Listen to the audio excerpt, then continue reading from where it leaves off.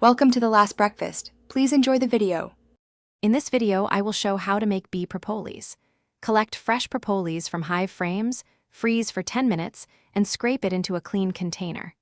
Melt the frozen propolis gently using a double boiler and strain out debris with fine mesh.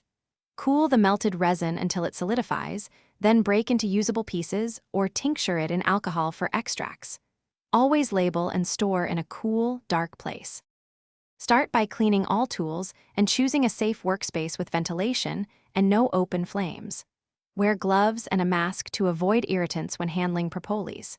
Use a freezer to harden propolis for easier removal, then melt slowly in a double boiler to preserve beneficial compounds. Strain through fine mesh or cheesecloth to remove impurities. Label batches with date and method, and test a small amount before wider use.